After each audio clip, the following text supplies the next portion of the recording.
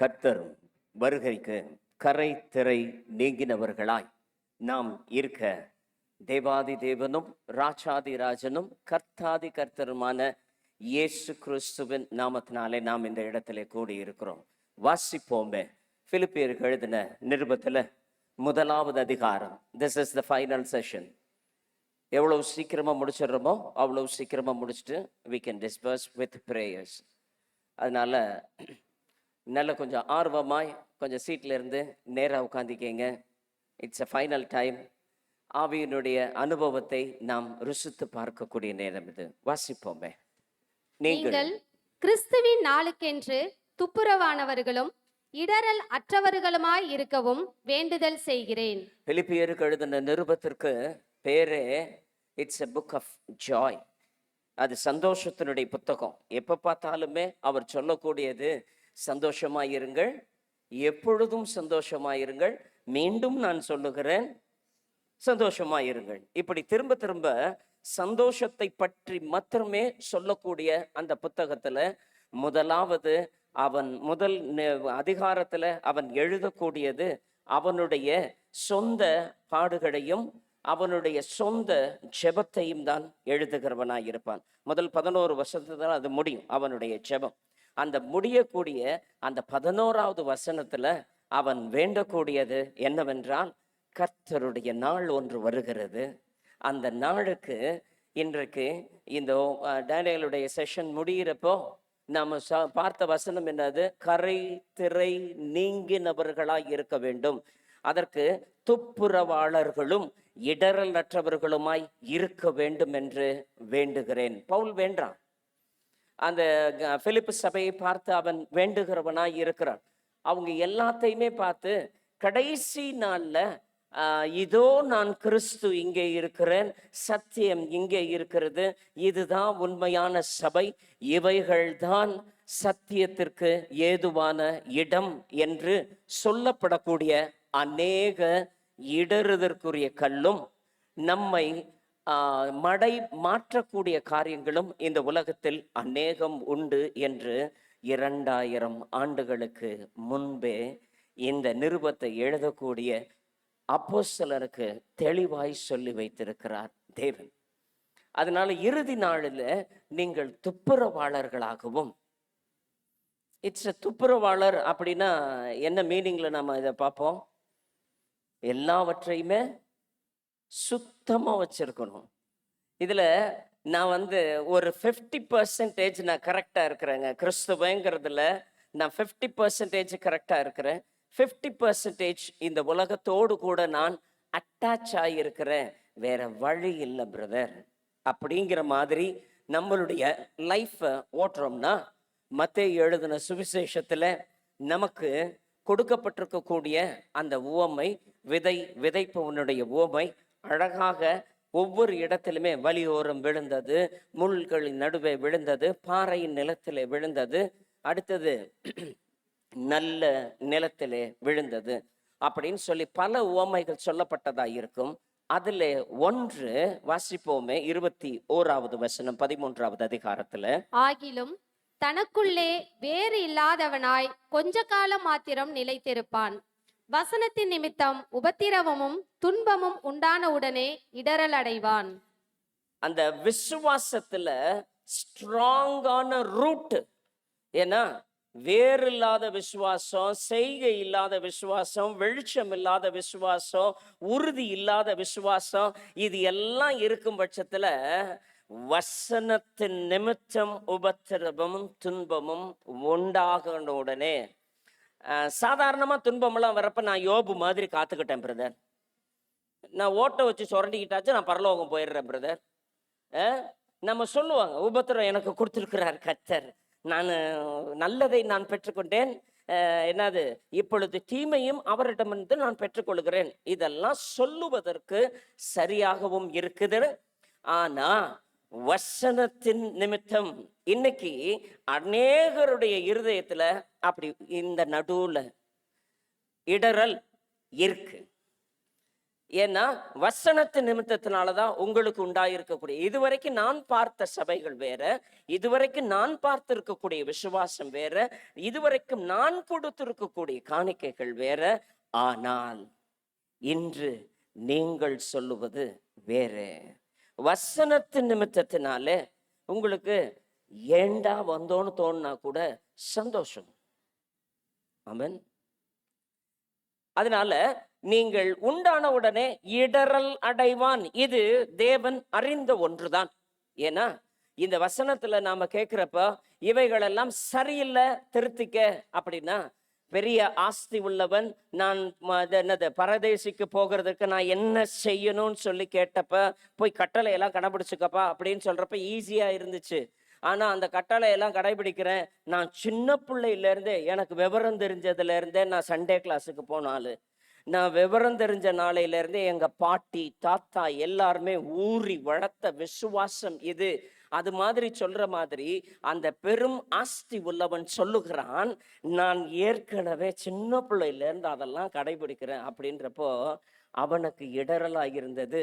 துப்புரவாளனும் இடரலற்றவனுமாய் இருக்க வேண்டும் என்பதற்காக ஒரே ஒரு காரியத்தை சுட்டி காட்டுறாரு, உங்ககிட்ட இருக்கிறத வித்துட்டு வாடா அப்படின்ற. அப்படின்றப்போ அவன் திரும்பி போறப்ப எப்படி போனான்? நல்ல சத்தமா இப்ப நீங்களும் பேசலாம், நானும் பேசலாம். அவன் திரும்ப போகிறப்ப மிகுந்த துக்கம் உள்ளவனாய் போனான். ஏண்டா இவர்கிட்ட வந்து இந்த கேட்டோம்? தேவையில்லாம யூடியூபை பார்த்துட்டோமோ, தேவையில்லாம வந்து என்னது வாட்ஸ்அப் லிங்க்குள்ளார நம்ம உள்ளார வந்துட்டோமோ, தேவையில்லாம இவங்கள்ட்ட இருந்து ஃபோன் பண்ணி மீட்டிங் எப்ப நடக்குது பிரதர், எப்படி நடக்குது பிரதர், நல்லா நடக்குமா பிரதர், நிறைய சொல்லி தருவீங்களா பிரதர், இதெல்லாம் கேட்டுட்டோம் அப்படின்ற மாதிரி வாசிப்போமே. இந்த 21வது அதிகாரம் 28ல இருந்து 30 வரைக்கும் இருக்கக்கூடிய இந்த வசனத்தின்படியே, ஆயினும் உங்களுக்கு எப்படி தோன்றுகிறது அப்படியே நிப்பாட்டுங்க. இந்த வசனம் வாசிக்கிறப்பவே இப்ப நான் பேசுனேன் அப்படின்னா, இந்த வசனம் இப்ப நான் சொல்ல போற கதையை பார்த்துட்டு உங்களுடைய அபிப்பிராயம் என்னன்னு சொல்லுங்க, உங்களுக்கு எப்படி தோணுதுன்னு பார்த்துக்கலாம். இப்படிதான் சொல்லி ஆரம்பிக்கிறார். இயேசு கிறிஸ்து தன்னிடம் வந்த பரிசேயர் சதுசேயர் எல்லாரிடமும் அவர் சொல்லக்கூடிய இந்த உவமை, இந்த 21வது அதிகாரத்துல அநேக பரலோகத்திற்குரிய உவமைகளும் உவமானங்களும் அநேகம் பொதிந்துள்ளதையா இருக்கிறது. அதுல சொல்லக்கூடிய ஒரே ஒரு உதாரணம் இந்த 2 குமாரனுடையது. இப்ப நாம இங்க சொல்றப்ப மூத்தவன் மாதிரி, மூத்தவனிடத்தில் வசிலாம். ஒரு மனுஷனுக்கு 2 குமாரர் இருந்தார்கள். மூத்தவனிடத்தில் அவன் வந்து, மகனே, நீ போய் இன்றைக்கு என் திராட்சை தோட்டத்தில் வேலை செய் என்றான். அதற்கு அவன் மாட்டேன் என்றான். ஆகிலும் பின்பு அவன் மனஸ்தாபப்பட்டு போனான். இளையவனிடத்திலும் அவன் வந்து அப்படியே சொன்னான். அதற்கு அவன், போகிறேன் ஐயா என்று சொல்லியும் போகவில்லை. நல்லாவே தெரியும் இந்த உதாரணம் எல்லாமே. இந்த மீட்டிங் கொடுக்குறப்ப ஒவ்வொரு சமயத்துல சொல்றப்ப, ஆமாம் பிரதர், எஸ் பிரதர், லிலியா, இப்படி எல்லாம் வந்து இவைகளோடு சேர்ந்து சேர்ந்து சேர்ந்து சேர்ந்து நான் கடந்து வந்தவனாய் இருக்கும் பட்சத்துல நான் எல்லாம் செய்யறேன் பிரதர் அப்படின்னா, வேர் உள்ள விசுவாசம் எனக்குள்ளாரே இருக்குமே. ஆனால் வசனத்தை நான் ஆராய்ந்து பார்த்து, நீங்க பிபிடி அனுப்புங்க பிரதர், அதுல இருக்கக்கூடிய வசனத்தை நான் இன்னும் ஆராய்ச்சி பார்க்கிறேன், அதுல இருக்கக்கூடிய சந்தேகத்தை நானும் கேட்டுக்கிறேன் அப்படின்னு சொல்லிட்டு, இப்போ ஒரு சில பேருடைய ஆன்லைன்ல இருந்தாலும் சரி, ஆஃப்லைன்ல இருந்தாலும் சரி, கேள்விகள் கேட்பது சால சிறந்தது. ஏன்னா மூத்த குமாரன் மாதிரி எல்லாம் ரைட்டு பிரதர், நாங்க செஞ்சிருவோம் பிரதர் அப்படின்னு சொல்லிட்டு நான் செய்யாமல் இருப்பேனே. ஆனால் 2 பேர்ல யார் சிறந்தவர்னு கேள்வி கேட்டிருக்கிறாங்க. இது உங்களுக்கு எப்படி தோன்றுகிறது என்று பாருங்கள். வாசிப்போமே. அவர்கள் 1 பேதுருடைய புத்தகம் 2வது அதிகாரம் 8வது வசனம். அவர்கள் திருவசனத்திற்கு கீழ்ப்படியாதவர்களாய் இருந்து இடறுகிறார்கள், அதற்கென்றே நியமிக்கப்பட்டவர்களாயும் இருக்கிறார்கள். கவனிங்க, இப்ப சொல்லப்பட்டிருக்கக்கூடிய அத்தனை காரியங்களும் திருவசனத்திலிருந்து வெளியே வரவே இல்லை. ஏன்னா உங்களுக்கு சாதகமான வசனங்களை மட்டும் எடுத்துக் கொள்ளுகிறீர்கள் அப்படிங்கிறதுக்காக இல்லை. இது எல்லாருக்கும் ஒரே பைபிள் தான். எல்லாருடைய பைபிள்லையுமே இத்தனாவது அதிகாரம், இத்தனாவது வசனம் இங்க இருக்குது, அங்க இருக்குது, இங்கொன்றுமாய் அங்கொன்றுமாய் இருக்கக்கூடிய சத்தியங்களை எல்லாவற்றையும் ஆராய்ந்து பார்க்கக்கூடிய தருணம் இவைகள். இந்த தருணத்துல நாம் எல்லாவற்றையுமே திருவசனத்திற்கு கீழ்ப்படுகிறவர்களாய் இருந்தா நாம என்னது இடற மாட்டோம். ஆனா கீழ்ப்படியாம போனோம் அப்படின்றதுனால மாத்திரம்தான் நமக்குள்ளார ஒரு இடறலோ ஒரு துக்கமோ அல்லது போறேன்னு சொல்லிட்டு போகாம இருக்கிறதோ அந்த மாதிரி இருக்கக்கூடிய விஷயங்கள். இப்ப கூட ஒரு சில விஷயங்கள்ல நான் இன்னும் கன்வின்ஸ் ஆகாம இருக்கிறேன் அப்படின்னா நாம மனஸ்தாபப்பட்டு அதற்கு பின்பாக போனான். 2 குமாரன்ல யார் சரியா இருக்கிறவன்? பதில் மூத்தவன். அப்படி இருக்கிற பட்சத்துல வாசிப்போமே, யோவான் 12வது அதிகாரம் 42, 43வது வசனத்துல. ஆகிலும் அதிகாரிகளிலும் அநேகர் அவரிடத்தில் விசுவாசம் வைத்தார்கள். அப்படி இருந்தும் ஜெப ஆலயத்துக்கு புறம்பாக்கப்படாதபடி பரிசேயர் நிமித்தம் அதை அறிக்கை பண்ணாதிருந்தார்கள். எனக்கு நீங்க சொல்றதெல்லாம் நல்லா பிடிக்குது பிரதர். ஆஸ் எ இண்டிவிஜுவல், நான் இந்த சபை இந்த இடத்துக்குள்ளார இருக்கிறப்ப இண்டிவிஜுவலா பாக்குறப்ப நீங்க சொல்றது எல்லாமே சரி, நீங்க சொல்றது எல்லாமே சத்தியத்தின்படி கரெக்டா இருக்குது. ஆனா நான் சமுதாயத்திற்குள்ளாரே போகிறேன் என்றால் அந்த சமுதாயம் என்னை புறம்பாக்காதபடிக்கு, பரிசேயர் சொல்றான், அவனுக்குரிய அந்த வேத பாரகருடைய போஸ்டும் அதுல இருக்கக்கூடிய டாக்ஸ் கலெக்டர் போஸ்ட், அந்த மாதிரி இருக்கக்கூடிய எல்லா ஸ்தாபனத்தின் சார்ந்த போஸ்டுகள் அல்லது நம்மளுடைய சபையின் சார்ந்த எந்த ஆதாயத்திலிருந்து நான் நிராகரிக்கப்படுவேனோ என்று பயந்து அவர்கள் என்ன சொன்னாங்கன்னா, புறம்பாக்காதபடிக்கு பரிசேயர் நிமித்தம் அதை அறிக்கை பண்ணாதிருந்தார்கள்.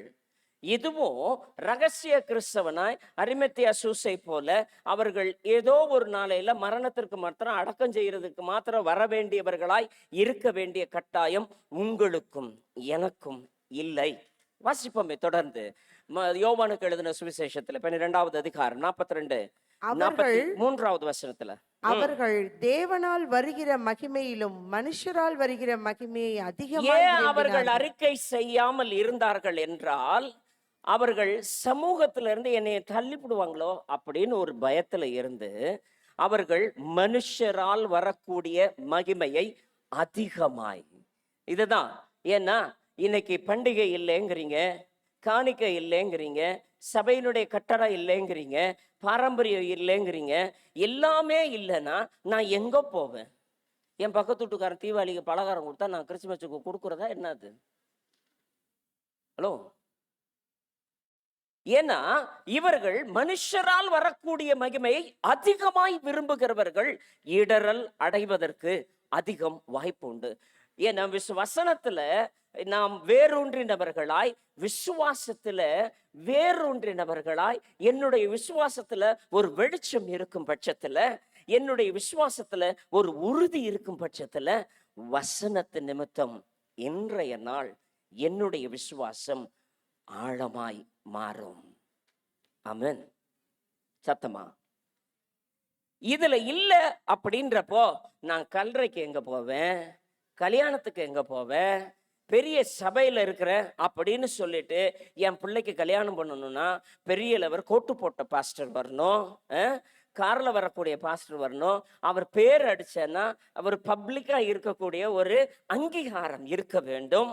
ஏன்னா நான் வயசுல பிள்ளை வச்சிருக்கிறேன், இதான் நான் தெளிவாவே சொல்றேன்.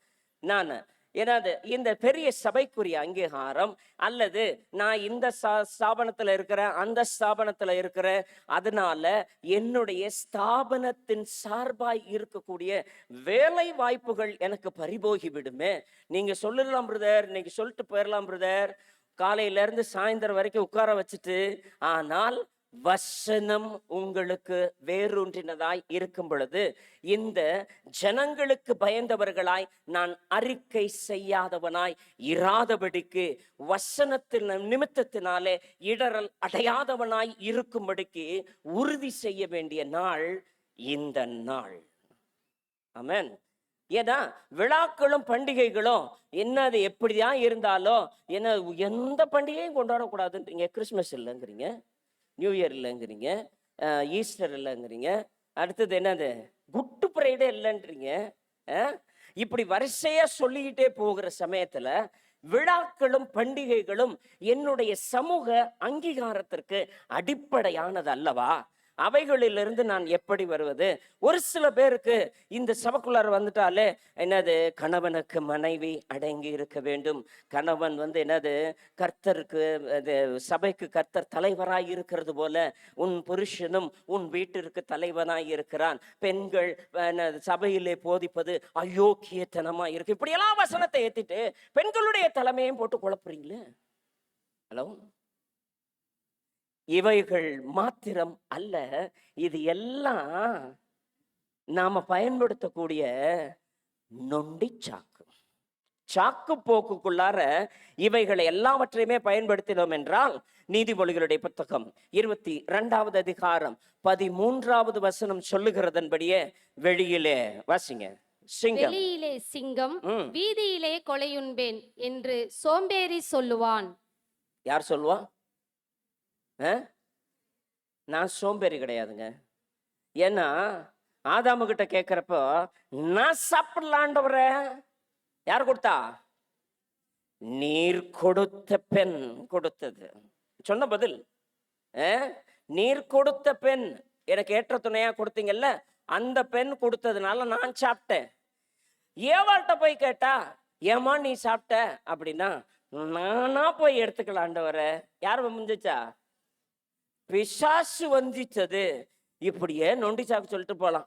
பிரதர், நான்லாம் விருப்பப்படுறேன் பிரதர், எங்க அம்மா வேணான்றாங்க பிரதர், நான்லாம் விருப்பப்படுறேன் பிரதர், என் வீட்டுக்காரர் விட மாட்டார் பிரதர், நான்லாம் வரேன்றேன் பிரதர், நான் இப்படி ஏதாச்சும் சபைக்கு போனா என் சொத்துல பங்கே இல்லைன்னு எங்க அம்மா அப்பா விரட்டி விட்டாங்க பிரதர். ஹலோ, சமூக நிராகரிப்பு பயம் இருக்கும் பட்சத்துல அவன் சொல்லுவான், 26வது அதிகாரம் 13வது வசனம், இதே நீதிமொழிகள்ல அதுவும் அதே காரியத்தை சொல்லுகிறது. வழியிலே சிங்கம் இருக்கும், நடுவீதியிலே சிங்கம் இருக்கும், நான் போற வழியில செத்து போயிருவேன், நான் போற வழியில அப்படின்னு சொல்லிட்டு இன்னைக்கு சோம்பேறி தாங்க சொல்லுவான். இன்னைக்கு டேரிங்கான முடிவு எடுக்க வேண்டிய நேரம் இது. நீங்க எடுக்க வேண்டிய விஷயங்கள் எல்லாமே ஒரு ஸ்டெப்பு உங்களுடைய பாரம்பரியத்திலிருந்து வெளியேறி, முன்னே நான் கர்த்தருக்கென்று ஆயத்தமாய் இறுதி நாட்களுக்கு இடரலற்றவனாயும் துப்புரவாளனாயும் இருக்க வேண்டும் என்று முடிவு எடுத்து நான் முன்னே எடுத்து வைக்க வேண்டிய அடி இன்றைய நாளில் இருக்கிறது. ஏன்னா வாசிப்போமே, யோவானுக்கு எழுதின சுவிசேஷம் 5வது அதிகாரம் 39வது வசனம். வேத வாக்கியங்களை ஆராய்ந்து பாருங்கள். அதை முதல் நல்லா தெளிவா செஞ்சுக்கோங்க. இன்னைக்கு நீங்க கேட்டவைகள் எல்லாவற்றையுமே நிச்சயமா ஆதாரத்திற்கு அடிப்படையானது, அதிலிருந்து கொஞ்சம் கூட பிசகாதவைகள், அதிலிருந்து எடுத்து எல்லாவற்றையுமே உங்களுக்கு பப்ளிக்காவே போட்டுருவோம். ஒரு பாஸ்டர் செஞ்ச பிரசங்கத்தை யாருமே அவங்க யூடியூப்லயோ அப்படின்னு தான் அனுப்புவாங்களே ஒழிஞ்சு, அந்த பிரசங்க குறிப்பையே அவங்கெல்லாம் அனுப்புனதான் நான் பார்த்த சபையில 20 ஆண்டு காலமாக இருக்கிறேன். அந்த சபையில நான் பார்த்தது கிடையவே கிடையாது. ஆனா இந்த குறிப்புகள் அத்தனையுமே உங்களுக்கு வழங்கப்படும். வசனங்களை ஆராய்ந்து பாருங்கள், அவைகளால் உங்களுக்கு நித்திய ஜீவன் உண்டென்று எண்ணுகிறீர்களே, என்னை குறித்து சாட்சி கொடுக்கிறவைகளும் இது எல்லாம் ரைட்டு. ஆனா இதற்கு அடுத்ததா அடுத்த வசனத்தை நீங்க வாசித்து பார்த்தீங்க அப்படின்னா, ஆகிலும் நீங்க ஏத்துக்கலப்பா, நீங்க அதன்படி நடக்கலப்பா அப்படின்னு சொல்லிட்டு அடுத்து 42வது வசனத்துல அவர் சொல்லக்கூடிய ஒரு கன்க்ளூஷன் என்ன அப்படின்னா, உங்களில் தேவ அன்பு இல்லை என்று உங்களை அறிந்திருக்கிறேன். உங்களில் என்ன இல்லையா? தேவ அன்பு இல்லைன்றதுனால. இங்க பாருங்களேன், தெய்வ பயம் எல்லாருக்குமே உண்டு, யாருக்கும் இல்லாம இல்லை, எல்லாருக்கும் உண்டு. புறஜாதியார் கூட அவன் எங்கிட்டாச்சும் ஒரு விதத்துல ஏதோ ஒரு சிலைக்கோ கல்லுக்கோ பயந்ததுனாலதான் அவன் பலிகளை செலுத்துகிறான், நேர்த்தி கடனை வைக்கிறான், நாளை விசாரித்துக் கொள்ளுகிறான், என்னவாச்சும் செஞ்சுக்கிட்டு இருக்கிறான்.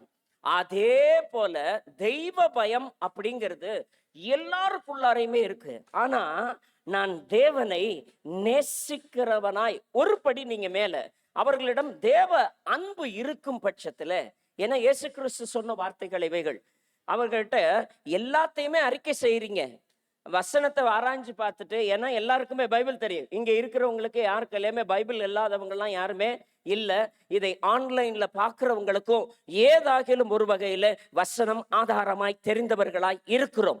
ஆனாலும் அவைகளில இந்த வசனத்து நிமித்தமாக உண்டாகக்கூடிய இடரல்களை ஆராய்ந்து பார்க்க முடியாமல் நாம எல்லாவற்றிலுமே தேவனிடத்துல அன்பு இல்லாதவர்களாய் போகிறதுனால இடரல் அடைகின்றோம். அவங்க வேத பாரகர்கள் எல்லாமே வேத வாக்கியங்களை எல்லாத்தையுமே ஆராய்ஞ்சு பார்த்துட்டு அதுக்கப்புறமேட்டு இருக்கக்கூடியது அந்த 39 42 வரைக்கும் இருக்கக்கூடியது நீங்க வாசித்து பாருங்க. அவர்கள் தேவனை விட்டு விலகிதான் இருந்தாங்க. காரணம், அவங்க கிட்ட என்ன இல்லை? தேவ அன்பு இல்லை. உங்ககிட்ட தெய்வ பயத்தை காட்டிலும் இன்னைக்கு அதிகமாய் பாராட்டப்பட வேண்டியது தேவ அன்பு. அந்த அன்பை நாம் பாராட்டும் பட்சத்துல அவைகளிலே நாம் தேவனுக்கு உகந்தவர்களாய் இருப்பதற்கு வாய்ப்பு அதிகமாய் உண்டு. யோவானுக்கு எழுதின சுவிசேஷம் 1வது அதிகாரத்துல 2வது வசனத்துல 2வது அதிகாரத்துல 10வது வசனத்துல தேவன் கூறக்கூடியது, நீ தேவனிடத்துல அன்பாயிரு. அதுக்கு அடுத்தது வாசிங்க. தன் சகோதரனிடத்தில் அன்பு கூறுகிறவன் ஒளியிலே நிலை கொண்டிருக்கிறான், அவனிடத்தில் இடரல் ஒன்றும் இல்லை. நீங்க முதல்ல தேவ அன்பிலே நான் நிலைத்து இன்னைக்கு உறுதியாய் நிலைவரமாய் தேவனுடைய சமூகத்துல ஒப்பு கொடுத்து நான் தீர்மானமாய் செபித்து இந்த இடத்துல கடக்கும் பட்சத்துல நான் சகோதரன் இடத்துல மனத்தாங்களாய் இருந்தால் காணிக்கையை அதே இடத்தில் வைத்துட்டு போச்சு மன்னிப்பு கேட்டுக்கோ. சகோதர அன்பு வளரும். ஏன்னா என் தேவன்கிட்ட நான் கரை திரை நீங்கினவர்களாய், நான் துப்புரவாளனாய் இடரலற்றவனாய் போகணும் அப்படின்னா 2வதாய் தேவன் கேட்கக்கூடியது சகோதரனிடத்தில் அன்பு கூறுவாயாக. இது 2ம் இருந்துச்சு அப்படின்னா நீ இடரல் அடைவது இல்லை. ஏன்னா சகோதரனிடத்துல இருக்கும் பொழுது அவனிடத்துல என்ன உண்டுன்னு சொல்லியிருக்கு? ஒளியிலே நிலை கொண்டிருக்கின்றான். இந்த தேவ அன்பும் சகோதர அன்பும் நிலைத்திருக்கும் பட்சத்துல உனக்குள்ளார ஒரு விசுவாசத்தினுடைய ஒளி உண்டு. அதுக்கு தான் நான் அப்பையில இருந்தே சொன்னேன், வேறுள்ள விசுவாசம் வெளிச்சமுள்ள விசுவாசம். அந்த வெளிச்சமுள்ள விசுவாசம் இருக்கும் பட்சத்துல ஒளியிலே அவன் நிலை கொண்டிருக்கின்றான். அப்படி நிலை கொண்டிருக்கும் பொழுது வாசிப்போமே யோவான் 11வது அதிகாரம் 9 முதல் 10 வரைக்கும் இருக்கக்கூடிய வசனத்தை. இயேசு பிரதியுத்தரமாக, பகலுக்கு 12 மணி நேரம் இல்லையா? ஒருவன் பகலிலே நடந்தால் அவன் இந்த உலகத்தின் வெளிச்சத்தை காண்கிறபடியினால் இடரமாட்டான். ஒருவன் இரவிலே நடந்தால் தன்னிடத்தில் வெளிச்சம் இல்லாதபடியினால் இடருவான் என்றார். பகல் இரவு அப்படிங்கிறது இறுதி நாளைக்குரிய எச்சரிப்பினுடைய அடையாளம். பகல் அப்படின்னா எல்லா இடத்துலையும் நல்லது நடக்கக்கூடிய சமயத்துல நானும் நல்லவன் தாங்க. சந்தர்ப்பம் கிடைக்காத வரைக்கும் மிகப்பெரிய திருடனும் உத்தமன் தாங்க. சந்தர்ப்பம் கிடைச்சாதான் உத்தம யாரு திருடன் யாருன்றது தெளிவாய் தெரியும். ஆனா நான் பகல்ல 12 மணி நேரம் இருக்கிறப்ப வெளியில வெளிச்சம் இருக்கு, அதனால நான் இடராமல் நடக்கிறேன். ஆனா வசனம் அடுத்து என்ன சொல்லுது? இரவிலே ஒருவன் நடந்தால், வெளியில வெளிச்சம் இல்லை அதனால இடருவானா இருக்கு? எங்க வெளிச்சம் இல்லைனால சத்தமா என்கிட்ட இருக்கணும்.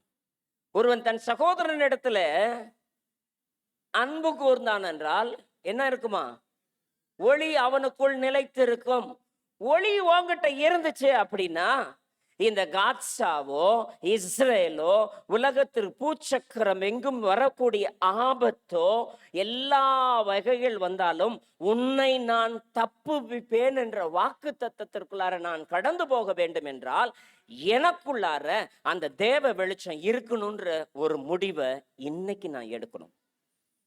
அந்த தேவ வெளிச்சம் எனக்குள்ளார வேணுங்கிற ஒரு வாஞ்சை இருக்கும் பட்சத்துல தேவ அன்பும் சகோதர அன்பும் தேவன் பிரவாகித்து ஊற்றுகிறவராய் அவருடைய கர்த்தராகிய இயேசு கிறிஸ்துவனுடைய வல்லமையின் ஆவியினாலே நமக்குள் நிரப்புகிறவராய் இருக்கிறார். வாசிப்போமே எரேமியாவினுடைய புத்தகம் 8வது அதிகாரம் 4 முதல் 9 வரைக்கும் இருக்கக்கூடிய வசனம். நமக்கு பிஎஸ்ஐ பைபிள்ல இருக்கிறத காட்டிலும் இதுல மேல போட்டிருக்கக்கூடியது easy to read, ERV translation in Tamil. அதுல வாசித்து பாருங்க. ERV டிரான்ஸ்லேஷன்ல நாம் வாசித்து பார்க்கும் பொழுது 4வது வசனத்துல இருந்தே வாசிப்போமே. எரேமியா, யூத ஜனங்களிடம் நீ சொல்ல வேண்டியதாவது, கர்த்தர் இவற்றை கூறுகிறார். ஒரு மனிதன் கீழே விழுந்தால் மீண்டும் அவன் எழுவான் என்பதை நீ அறிவாய். ஒரு மனிதன் தவறான வழியில் போனால் அவன் திரும்பி வருவான். யூதா ஜனங்கள் தவறான வழியில் சென்றனர். ஆனால் எருசலேமில் உள்ள அந்த ஜனங்கள் ஏன் தவறான வழியில் தொடர்ந்து போய்கொண்டிருக்கின்றனர்? அவர்கள் தங்கள் சொந்த பொய்யையே நம்புகின்றனர். அவர்கள் திரும்பி என்னிடம் வர மறுக்கின்றனர். நான் அவர்களை மிக கவனமாக கேட்டிருக்கிறேன். ஆனால் எது சரி என்று அவர்கள் சொல்கிறது இல்லை. ஜனங்கள் தன் பாவங்களுக்காக வருத்தப்படுவதில்லை. அவர்கள் தாங்கள் செய்தது தீய செயல்கள் என்று எண்ணுவதில்லை. இதுல கர்த்தருடைய போதனைகளை அவர்கள் கேட்டதுக்கு அப்புறமேட்டுமே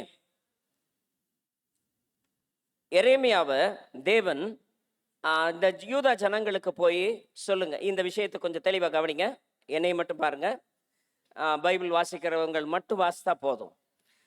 கர்த்தர் இவற்றை கூறும்படிக்கு செய்தார். ஒருத்தன் கீழே விழுந்தானா என்ன செய்வான்? திரும்ப எழுந்திருப்பான். இது இயல்பு.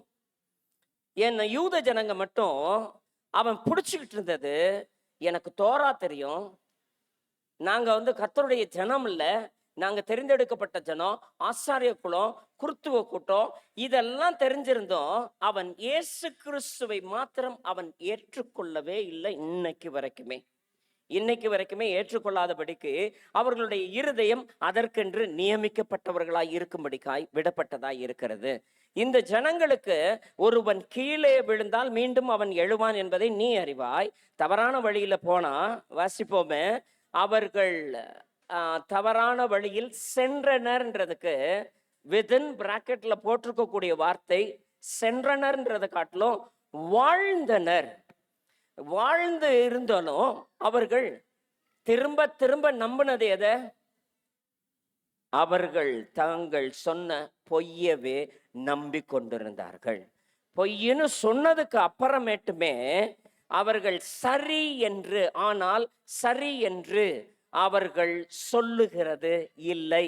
சரி அப்படின்னா என்னது? வித்தின் பிராக்கெட்ல யதார்த்தம். நல்லா கவனிச்சுக்கோங்க, யதார்த்தம். ஏன்னா பண்டிகைகள், நான் சபைக்குரிய அங்கீகாரங்கள், சபைக்குரிய காணிக்கைகள், சபைக்குரிய கட்டடங்கள் எல்லாவற்றுமே யதார்த்தம் என்று இந்த பூமியில நான் கடந்து கொண்டிருக்கிறேன். யதார்த்தத்தை பேசின எல்லாருமே கானான் தேசத்துக்குள்ளார போகவே இல்லைங்க. ஏன்னா அவன் ராட்சசனா இருக்கிறான், அவனுக்கு முன்னாடி நாங்கெல்லாம் வெட்டுக்கிளி போல இருக்கிறோம் அப்படின்னு சொன்னது உண்மை.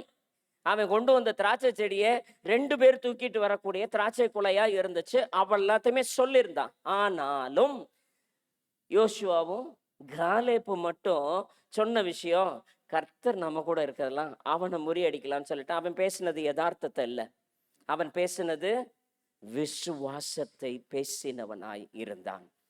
நீங்கள் பாரம்பரியமோ நான் பார்த்து கொண்டு இருக்கக்கூடிய எந்த காரியமோ எதுவாய் இருந்தாலும் இந்த வாழ்க்கைக்குரிய யதார்த்தம் இது இல்லைன்னா நான் சமூகத்துல இருக்க முடியாது என்று சொல்லும் பட்சத்துல அந்த யதார்த்தத்தை பேசுகிறதற்கு ஆவியானவர் உங்களை சுமந்து கொண்டு இந்த இடத்துல அமர்த்தவில்லை.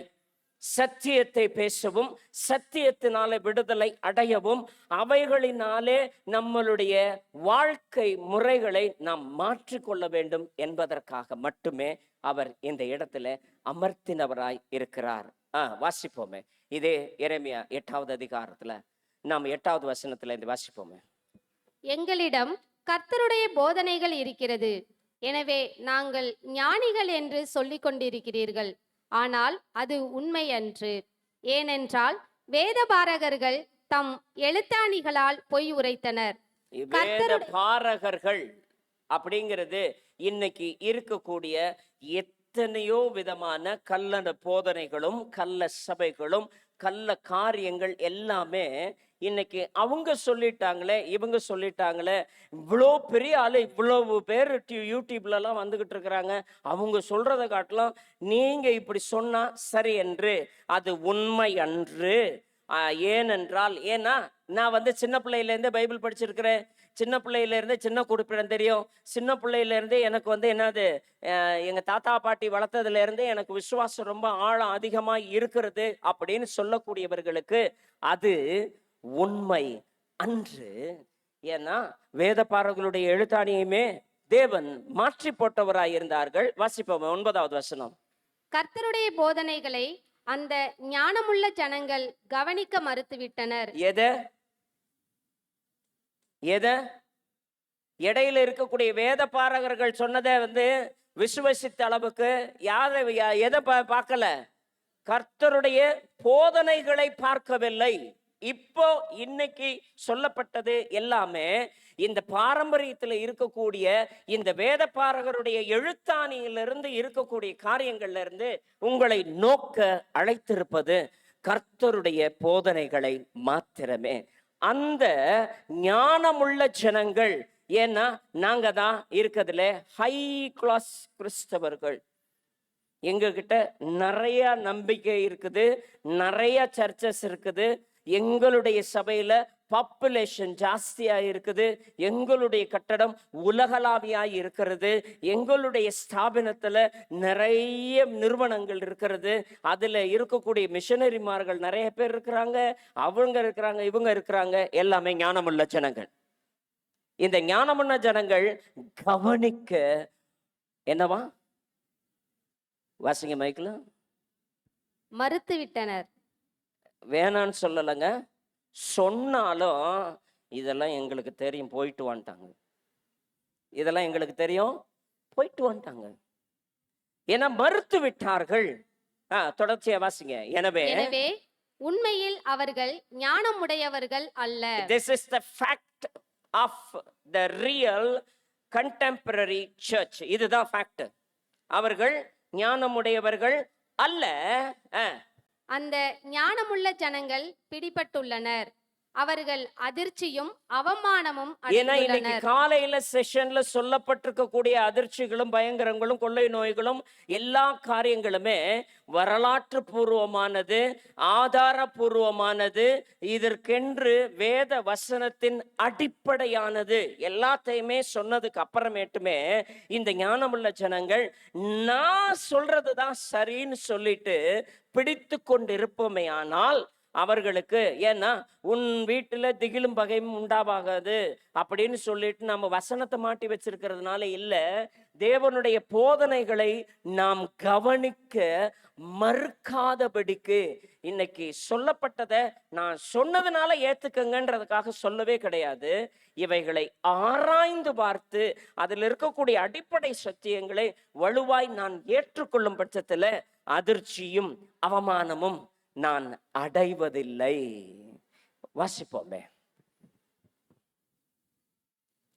இதோ நாட்கள் வரும் என்று கர்த்தர் சொல்லுகிறார், அப்பொழுது இஸ்ரவேல் குடும்பத்தோடும் யூதா குடும்பத்தோடும் புது உடன்படிக்கை பண்ணுவேன். அந்த நாட்கள் வரும் என்று காலையில செஷன்ல தெளிவா பார்த்தோம். எல்லா விஷயத்திலையுமே எந்தெந்த ஊர்களில் எந்தெந்த நாட்களில் எப்படிப்பட்ட அழிவுகள், எப்படிப்பட்டவைகள், இந்தியா வரைக்கும் பாதி வரைக்கும் காணா போகின்ற விஷயம் வரைக்கும் எல்லாத்தையுமே நாம பார்த்தோம். இது கட்டுக்கதைகளும் கிழவி கதைகளும் அல்ல, இவைகள் இந்த நாளினுடைய நிகழ்வுகள். இன்னைக்கு எப்போ இந்த சேனல் ஆரம்பிச்சு அதுல இருக்கக்கூடிய சேட்டெல்லாம் ஆரம்பிக்கிற மாதிரி போட்டப்பவே அந்த வாரினுடைய கண்டெம்பரரியா இருக்கக்கூடிய ஸ்டேட்டஸை உடனே அதே இந்த லாஸ்ட் ட்ரம்பெட்ல இருக்கக்கூடியது முன்னாடியே சேர்ந்திருந்தீங்கன்னா தெரியும், அனுப்பி இருக்கிறார்கள். அதுல அனுப்பி விட்டுருக்குறாங்க, இப்படி இப்படி எல்லாம் நடந்துகிட்டு இருக்குது அப்படின்னு சொல்லிட்டு. இவைகள் இந்த நாட்கள் வரும் என்று கர்த்தர் சொல்லுகிறார். அப்பொழுது இஸ்ரவேல் குடும்பத்தாரோடும் யூதா குடும்பத்தாரோடும் நான் என்ன சொல்வேன்? புது உடன்படிக்கை பண்ணுவேன். ஏற்கனவே இருக்கக்கூடிய பழைய உடன்படிக்கை எப்படிப்பட்டதா இருந்துச்சு? வாசிப்போமே. 31வது அதிகாரத்துல நான் 31ல இருந்து 33வது வசனம், எரேமியாவினுடைய புத்தகத்துல. நான் அவர்கள் பிதாக்களை எகிப்து தேசத்திலிருந்து அழைத்து வர கைப்பிடித்த நாளிலே அவர்களோடே பண்ணின உடன்படிக்கையின்படி அல்ல. அவர்களோடு பண்ணின பழைய உடன்படிக்கை போல் அல்ல. ஏதோ ஒரு கூடாரத்திலேயோ, ஏதோ ஒரு கல்லுலையோ, ஏதோ ஒரு உடன்படிக்கை பெட்டியிலேயோ, ஏதோ ஒரே ஒரு மோசேவோடவோ ஒரே ஒரு ஆளை மட்டுமே நிறுத்தி வச்சு அந்த பாளையத்துல மோசையை மட்டும் வர சொல்லி மீதி இருக்கிறவங்களாம் வேணாம் அப்படின்னு சொல்றது எல்லாமே நாம் இஸ்ரவேல் ஜனங்களுக்கு ஆதியிலே பண்ண அந்த உடன்படிக்கை போல் அல்ல. ஏனெனில் நான் அவர்களுக்கு நாயகராயிருந்தும் அந்த என் உடன்படிக்கையை அவர்கள் மீறி அவமாக்கி போட்டார்களே என்று கர்த்தர் சொல்லுகிறார். அந்த அவமாக்கி போட்டதை நாம இன்னமும் புடிச்சுக்கிட்டு இருக்கு. நியாயப்பிரமாணத்தினுடைய காரியங்களை எல்லாவற்றையுமே விழாவாரியா எல்லாத்தையுமே சகோதரன் டேனியலுடைய வாய்மொழியாய் நாம் கேட்டோம். அந்த எனது அவர் நாயகராய் இருந்தும் அந்த உடன்படிக்கையை அவர்கள் மீறி போட்டாங்க. அந்த மீறி போட்டதையே தேவன் வேண்டான்னு சொன்னதுக்கு அப்புறமேட்டுமே அந்த நாட்களுக்கு பிற்பாடு 33வது வசனம், நான் இஸ்ரவேல் குடும்பத்தாரோடு, வாசிப்போமே. அந்நாட்களுக்கு பிற்பாடு நான் இஸ்ரவேல் குடும்பத்தோடே பண்ண போகிற உடன்படிக்கையாவது, நான் என் நியாய பிரமாணத்தை அவர்கள் உள்ளத்திலே வைத்து அதை அவர்கள் இருதயத்திலே எழுதி, நான் அவர்கள் தேவனாய் இருப்பேன், அவர்கள் என் ஜனமாய் இருப்பார்கள் என்று கர்த்தர் இந்த சொல்லுகிறார். வேதத்தினுடைய வார்த்தைகள் வெறும் ஏட்டிலையோ பலகையிலையோ வெறும் பிரமாணமோ மாத்திரம் அல்ல. அவைகள் எங்க இருக்கணும்? இருதயத்துல எழுதி, அடுத்தது நான் அவர்கள் தேவனாய் இருப்பேன். 3 இல்ல, சிங்குலர். நான் தேவனாய் இருப்பேன், அவர்கள் என் ஜனங்களாய் இருப்பார்கள்.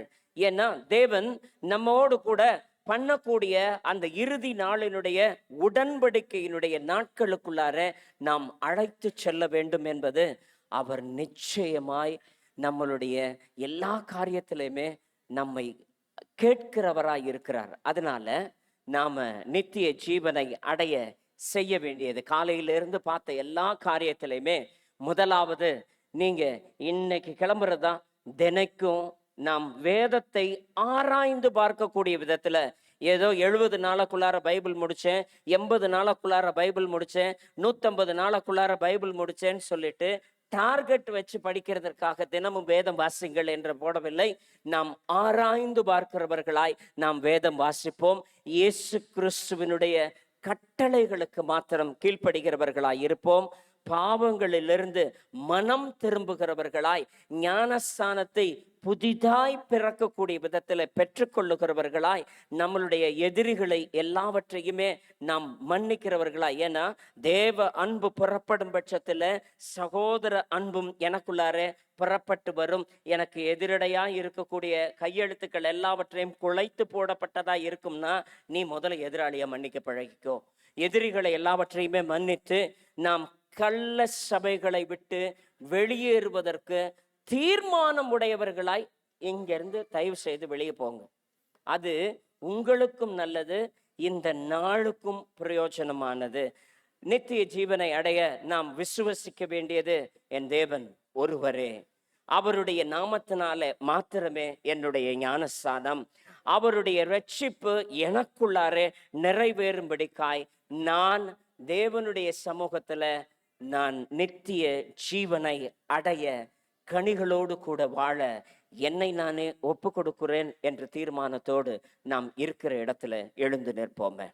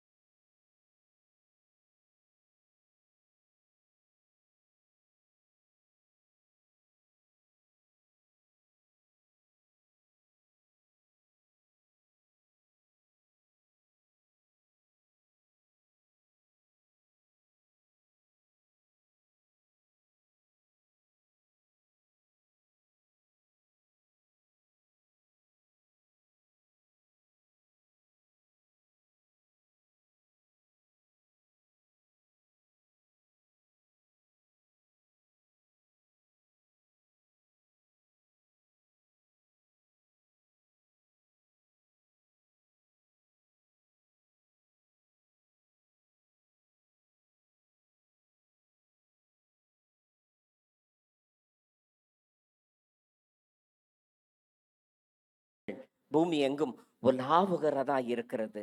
என்னை நோக்கின வண்ணமாகவே இருக்கிறது. என்னது? என்னை தேடுகிற உணர்வுள்ள இருதயம் உண்டோ? மனுஷனுடைய இருதயங்கள் எல்லாமே கரைந்து போகும் என்று வசனத்தை நாம் இந்த நாளில் ஆராய்ந்து பார்த்தோம். ஆனா உங்களுடைய இருதயம் கர்த்தருக்குள்ளாரே கரைந்ததாய் இருக்கும் பட்சத்துல இந்த உலகத்தில் இருக்கக்கூடிய ஆபத்துக்கள், விபத்துக்கள், அவமானங்கள் எல்லாவற்றிலிருந்தும் நான் விலக்கி மீட்டு காப்பேன் என்பது தேவனுடைய மகா பெரிதான சத்தியம். அதனால நம்மளுடைய வலது கரங்களை உயர்த்தி கொள்வோமே. தேவனுடைய சமூகத்துல நம்மை தாழ்த்தக்கூடிய மிகப்பெரிய ஒரு அடையாளம், என்னை நானே இந்த வேளையில உம்முடைய சமூகத்துல சரணாகதியாய் ஒப்பு கொடுக்கிறேன் ஆண்டவரே.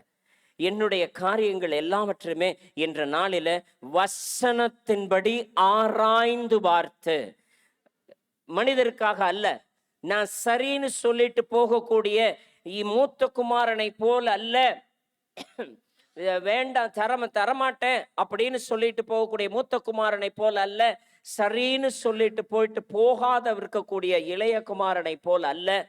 தேவனுடைய சமூகத்துல இந்த நாளில நான் மனம் வருந்தி மனம் திரும்பி சீர்பொருந்தினவராய் வாழும் பட்சத்துல, மாறும் பட்சத்துல, அவருக்கென்று நான் என்னையே நான் அர்ப்பணிக்கும் பட்சத்துல, இது எந்த ஒரு சபைக்காக உங்களை அர்ப்பணிக்க சொல்லல, எந்த ஒரு காணிக்கைக்காக உங்களை அர்ப்பணிக்க சொல்லல, உங்களுக்காகவும் உங்களுடைய பிள்ளைகளுக்காகவும் நீங்கள் அழுங்கள் என்று தேவன் சொன்னது போல, உங்களுக்காகவும் உங்களுடைய குடும்பத்தாருக்காகவும் உங்களுடைய காரியத்திற்கென்றும் கர்த்தருடைய கரத்துல நீங்கள் ஒப்பு கொடுங்கள். ஒப்பு கொடுக்கும் பட்சத்துல மேலானது அவருடைய ராஜ்யத்தை நான் தேடுகிற பொழுது மற்றவைகள் அனைத்தையும் கூட்டி கொடுப்பேன்னு சொன்ன என் தேவாதி தேவன் நிச்சயமாய் அமுக்கி குலுக்கி சரிந்து விழும்படிக்கு அவர் தர வல்லவராய் இருக்கிறார். ஏன்னா இந்த நாள் வரைக்கும் நாம் ஏதோ ஒரு காரியத்தை நாம் செய்திருக்கலாம். ஆனால் கர்த்தருக்கென்று பிரத்யேகமாய் இந்த இடத்துல அமர்ந்து அவருடைய வசனத்தை தியானித்திருக்கிறோம். இந்த நாள் மிகுந்த பிரயோஜனம் உள்ளதாய், என்னுடைய வாழ்க்கையில ஒரு மாற்றத்தை தரக்கூடியதாய் இருக்கும் பட்சத்துல உங்களை உங்களுடைய இருதயத்தின் ஆழத்திலிருந்து ஒப்பு கொடுப்போமே. வாரும் தூய ஆவியே, சபையாய் பிரசன்னத்தை வாஞ்சிக்கிறோம். வல்லமாயாய் எம்மை நிறைத்து நீராழுகை செய்யும். வாரும் தூய ஆவியே, பிரசன்னத்தை வாஞ்சிக்கிறோம். வல்லமாயாய் எம்மை நிறைத்து நீராழுகை செய்யும். உள்ளத்தின் ஆழத்திலிருந்து நாம் ஒப்பு கொடுக்கும் பொழுது, அக்கினியும் நீரே, பெரும் காற்றும் நீரே, பெருமழை போலவே உம்மாவியை ஊற்றும். ஒப்பு கொடுப்போமே. ஜீவ தண்ணீர் நீரே, தாகம் தீர்க்கும் ஊற்று, ஆலோசனை கர்த்தரே, நீராழுகை செய்யும். வாரும் தூய. உங்களுடைய சத்தம் பெரிதாய் இருப்பதாக. தேவனுடைய சமூகத்துல என்னுடைய வாழ்க்கைக்குள்ளார கடந்து வாங்க ஆண்டவரே. என்னுடைய ஒவ்வொரு காரியத்திலும் நீர் கடந்து வாங்க ஆண்டவரே. பிரசன்னத்தை வாஞ்சிக்கிறோம். வல்லமாயாய் எம்மை நிறைத்து நீராழுகை செய்யும். நீராழுகை செய்யும், நீராழுகை செய்யும். இன்றைய நாளிலே ஒரே தேவன், என் மெய்யான இயேசு கிறிஸ்துவின் நாமத்தை அல்லாமல் வேறொரு நாமம் இந்த பூமியிலே இல்லை என்று இதுவரைக்கும் நான் அறியாதிருந்தேன். ஆனாலும் இன்றைய நாளிலே நான் அறிந்தவனாய் இருக்கிறேன். இந்த சத்தியத்திற்கென்று என்னை நான் ஒப்பு கொடுக்கிறேன் ஆண்டவரே. இதுவரைக்கும் அறியாத காலங்களிலே அது மூவராகவோ அல்லது 30 முக்கோடியாகவோ வேறு தெய்வங்களாகவோ அதற்கு இணையாய் இருக்கக்கூடிய சிலைகளோ சுரூபங்களோ அதற்கு இணையாய் இருக்கக்கூடிய பாரம்பரியங்களோ பண்டிகைகளோ இவைகளை யாதொன்றும் நான் வைத்திருப்பேனே. ஆனால் தயவாய் ஒரு விஷயாய் என்னை மன்னியும் என்று நான் ஒப்பு கொடுக்கின்ற பொழுது தேவனுடைய பிரசன்னம் உங்களுடைய இதோ தடைகளை எல்லாவற்றையும் நீக்குகிற வண்ணமாய் அவருடைய பிரசன்னத்தினால எல்லா விதமான பலவீனங்களையும் மாற்றி போடத்தக்கதாக அவருடைய பரிசுத்த பிரசன்னம் இறங்குகிற நேரம் இது. அவருடைய வல்லமையை நான் ருசித்து பார்க்கிறதுனால இதோ நான் என்னுடைய ஞானஸ்நானம் இது நாள் வரைக்கும் தெளிப்பாய் பெற்றிருந்தாலும் ஏதோ ஒரு 3 நாமத்தினாலே இதோ அவருடைய டைட்டில்ல மற்றும் நான் பெற்றுக்கொண்டிருந்தாலுமே அவைகளிலிருந்து மாறுவதற்கு தேவ ஆவியானவர் இந்த வேளையிலே ஒத்தாசையாய் வசனங்களை கொண்டு என்னோடு கூட பேசி இருக்கிறார். அதனாலே என்னுடைய காரியத்திலே இந்த நாளிலே தீர்மானமாய் என்னுடைய ஆவி ஆத்தும சரீரத்தை நான் ஒப்பு கொடுக்கிறேன் ஆண்டவரே. இதோ தேவரீர் காணிக்கைகளினாலே உம்மை மகிமைப்படுத்த முடியாது. இதோ நான் எங்களுடைய கட்டடங்களினாலே உம்மை நான் மகிமைப்படுத்த முடியாது. ஏதோ நான் ஒரு வருஷத்திற்கு ஒரு முறையாய் கொண்டாடக்கூடிய பண்டிகைகளினாலே உம்மை நான் மகிமைப்படுத்த முடியாது. உம்முடைய வசனத்திற்கு ஏற்புடையவனாய் நான் வாழுகிற பொழுது உயிருள்ள ஜீவ பரிசுத்த பலியாய் என்னை நானே ஒப்பு கொடுக்க நான் ஆயத்தமாய் இருக்கிறேன் ஆண்டவரே. நான் சித்தமானவைகளை மாத்திரம் செய்யக்கூடிய விதத்துல, உமக்கு சித்தமானவைகளை மாத்திரம் செய்யக்கூடிய விதத்துல என்னை நான் அர்ப்பணிக்கிறேன் ஆண்டவரே. அர்ப்பணிங்க. உங்களுடைய வாய்களை விட்டு நீங்கள் சொல்லுங்க. உங்களுடைய உள்ளத்தின் ஆழத்திலிருந்து நீங்கள் இவைகளை அறிக்கை செய்யுங்க. பாரம்பரியம் அல்ல, இதோ உங்களை சூழ்ந்திருக்கக்கூடிய சமூகத்தினுடைய அங்கீகாரங்கள் அல்ல, மனிதர்களுடைய இதோ வரக்கூடிய நன்மைகள் அல்ல, தேவனிடமிருந்து பெறக்கூடிய மகா பெரிதான மேன்மையும் ஆசாரியத்துவத்திற்கும் என்னை நானே ஒப்பு கொடுக்கக்கூடிய விதத்துல உங்களையே சரண்டர் பண்ணக்கூடிய நேரம் இது. அவருக்கு உகந்த ஜீவனுள்ள பலியாய் ஒப்பு கொடுக்கக்கூடிய நேரம் இது. அதனால உங்களுடைய ஆத்துமாக்கள் பரிசுத்தம் அடைவதாக, உங்களுடைய சிந்தைகளில தெளிவுகள் உண்டாவதாக, புதிய உடன்படிக்கையிலே உங்களுடைய இருதயத்தில அவருடைய பிரமாணங்களை எழுதத்தக்கதாக, புதிய பிரமாணங்களை எழுதத்தக்கதாக ஆவியானவர் விரும்புகிறதுனால இதோ புறம்பாய் இருக்கக்கூடிய பிரமாணங்கள் எல்லாவற்றையும் தூக்கி போட்டுட்டு என் இருதயத்துல நீங்க வாங்க ஆண்டவரே, என் இருதயத்துல நீங்க எழுதுங்க ஆண்டவரே என்று ஒப்பு கொடுக்கிற பொழுது ஆவியானவர் நமக்குள்ளார கிரிகை செய்ய வல்லவராய் இருக்கிறார். தூய ஆவியே, அன்பின் ஆவியே, எல்லோருமாய் துணையாளரே, தேற்றும் தெய்வமே, ஊற்று தண்ணீரே, உள்ளம் ஏங்குதையா, வாஞ்சையோடு வர வேண்டும் வல்லவரே, நல்லவரே, வர வேண்டும் வல்லவரே, நல்லவரே.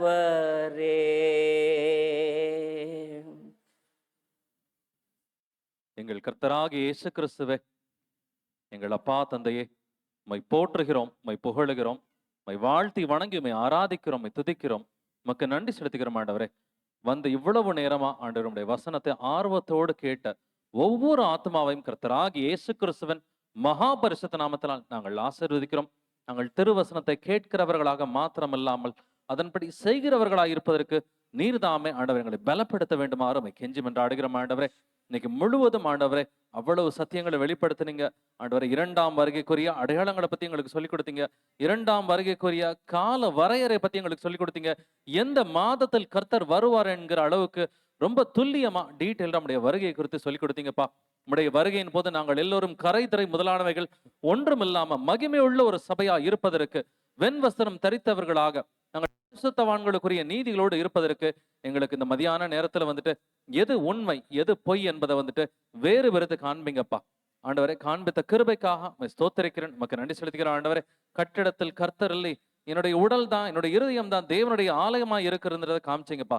சபை கூடுகை என்றால் என்ன, சபையை யார் வழி நடத்த வேண்டும் என்று ஆண்டவரே தேவன் ஒருவராய் இருக்கிறார். இயேசு கிறிஸ்துவின் நாமத்தில் மட்டுமே ஞானஸ்நானம் எடுக்க வேண்டும் என்றும் ஆவியின் கனியில் நிலைத்திருந்தா மட்டும்தான் பரிசுத்த ஆவியானவர் நம்மோடு கிரியை செய்கிறார் என்று எல்லாவற்றையும் எங்களுக்கு வெளிப்படுத்தி, ஒருவன் ஜலத்தினால் மட்டும் பிறந்தால் போதாது, ஆவியில் பிறப்பது வந்துட்டு அது வந்துட்டு ஆவியின் கனியில் நிலைத்திருப்பது என்கிற எல்லா சத்தியங்களையும் வெளிப்படுத்துறீங்கப்பா. ஆனாலும் ஆண்டவரே, நாங்கள் மூத்த குமாரனை போல இருப்பதற்கு எங்களுக்கு கிருபையை கொடுங்கப்பா. நாங்கள் மனஸ்தாபப்பட்டு வந்துட்டு ஆண்டவரே பின்பாகிலும் கீழ்ப்படிவதற்கு எங்களுக்கு கிருபை பாராட்ட வேண்டுமாறு உம்மை கெஞ்சி மன்றாடுகிறேன். நாங்கள் எல்லோரும் ஆண்டவரே எங்களுடைய பழைய வாழ்க்கையில வந்துட்டு உமக்கு விரோதமான காரியங்களை செய்திருக்கிறோம், எங்களை மன்னிங்கப்பா. புறஜாதிகளா இருந்த காலங்கள்ல வந்துட்டு ஆண்டவரே கல்லையும் மண்ணையும் கும்பிட்டு இருக்கிறோம்ப்பா. அதே போல கத்தோலிக்க சபையில வந்துட்டு ஆண்டவரே இயேசுவே உமக்கு சிலை வைத்து உம்மை நாங்கள் கோபம் ஊட்டின நாட்களுக்காக மன்னிப்பு வேண்டுகிறோம் ஆண்டவரே. உம்முடைய கட்டளைகளுக்கு விரோதமாக கோபத்தோடு எரிச்சலோடு வெறுப்போடு பேசின நாட்களுக்காக எங்களை மன்னிங்கப்பா. இந்த வேளையில எங்களுடைய ஆவி ஆத்மா சரீரங்களை உமக்காக நாங்கள் ஒப்பு கொடுக்கிறோம் ஆண்டவரே. உம்முடைய வசனங்களுக்கு நாங்கள் கீழ்ப்படியும்படி எங்களுடைய ஆவி ஆத்மா சரீரங்களை இந்த வேளையில நாங்கள் தாழ்த்துகிறோம் ஆண்டவரே. புதிய உடன்படிக்கை மீண்டுமாக ஒரு முறை நாங்கள் உம்மோடு கூட புதுப்பிக்கிறோம். ஞானஸ்நானத்திலே உம்மோடு போட்ட நாங்கள் உடன்படிக்கை வந்துட்டு மீண்டுமாக இந்த வேளையில நாங்கள் புதுப்பிக்கிறோம் ஆண்டவரே. இயேசு கிறிஸ்துவின் நாமத்தினால நாங்கள் வசனத்துக்கு கீழ்ப்படிவதற்கு நீர் எங்களை பலப்படுத்த வேண்டுமாறு கெஞ்சி மன்றாடுகிறேன். என்னை பலப்படுத்துகிற கிறிஸ்துவினாலே எல்லாவற்றையும் செய்ய எனக்கு பலன் உண்டு என்கிற வசனத்தை நாங்கள் பிடித்துக் கொண்டு நம்முடைய வசனத்தை கொண்டு ஜீவிக்கிறவர்களாக, கரை திரை முதலானவைகள் ஒன்றும் இல்லாம வசனத்திலிருந்து வலதுபுறமோ இடதுபுறமோ சாயாமல் நேர் வழியாய் நம்முடைய வருகை மட்டும் நாங்கள் வந்துட்டு பரிசுத்தம் உள்ளவர்களாய் வாழ்வதற்கு கிருபையை கொடுங்கப்பா. உங்களை அழைத்தவர் பரிசுத்தராய் இருக்கிறது போல நீங்களும் உங்கள் நடக்கைகள் எல்லாவற்றிலையும் பரிசுத்தராயிருங்கள் என்று வேதம் சொல்கிறது. இருதயத்தில் சுத்தமுள்ளவர்கள் பாக்கியவான்கள், அவர்கள் மட்டுமே தேவனை தரிசிப்பார்கள் என்று வேதம் சொல்கிறபடி நாங்கள் பரிசுத்தம் உள்ளவர்களை வாழ்வதற்கு எங்களுக்கு இரக்கம் பாராட்டுங்கப்பா. பரிசுத்தம் இல்லாமல் ஒருவனும் கர்த்தரை தரிசிக்க முடியாது என்று எழுதியிருக்கிறபடி நாங்கள் பரிசுத்தமாய் வாழ்வதற்கு, பூரண பரிசுத்தமாய் வாழ்வதற்கு எங்களுக்கு இரக்கம் பாராட்டுங்க ராஜா. பரிசுத்தமாகுதலை தேவ பயத்தோடு பூரணப்படுத்த கடவும் என்று வேதம் சொல்கிறது போல நாங்கள் வசனத்திற்கு பயப்படுகிற பயத்தை எங்களுடைய இருதயத்தில் வந்துட்டு வைக்க வேண்டுமாறு கெஞ்சி மன்றாடுகிறேன். இந்த வேளையில ஆண்டவரை கள்ள சபைகள்ல இருந்து நாங்கள் முற்றிலுமாக விடுபட்டு ஆண்டவருடைய வசனத்துக்கு வந்துட்டு எங்களை தாழ்த்துறதுக்கு எங்களுக்கு கிருபையை கொடுங்கப்பா. ஞானஸ்நானம் எடுக்காதவர்கள் இந்த வேளையில வந்துட்டு ஞானஸ்நானத்துக்கு ஒப்பு கொடுக்கறதுக்கு நீர் எல்லாருடைய இருதயத்திலும் நீர் பேச வேண்டுமாறு கெஞ்சி மன்றாடுகிற நீர் ஜீவனுள்ள தேவனா இருக்கிற ஆண்டவரே. எங்கள் கர்த்தராகிய இயேசு கிறிஸ்துவே, நீர் நேற்றும் இன்றும் என்றும் மாறாத தேவனா இருக்கிறீர். உம்முடைய வருகைக்காக நாங்கள் ஆவலோடு காத்து கொண்டிருக்கிறோம் ஆண்டவரே. ஆவியும் மணவாட்டியும் வா என்கிறார், கேட்கிறவனும் வா என்பானாக. எங்கள் கர்த்தராகிய இயேசு கிறிஸ்துவே, நீர் சீக்கிரமா இந்த பூமிக்கு வாரும் ஆண்டவரே. துதி கன மகிமை எல்லாம் இயேசுவே ஒருவருக்கே உண்டாவதாக. இந்த ஜெபங்களை எங்களுடைய கர்த்தராகிய இயேசு கிறிஸ்துவின் மகா பரிசுத்த நாமத்தால் ஏறெடுக்கிறேன். ஜீவனுள்ள எங்கள் நல்ல பிதாவே, ஆமென், ஆமென்.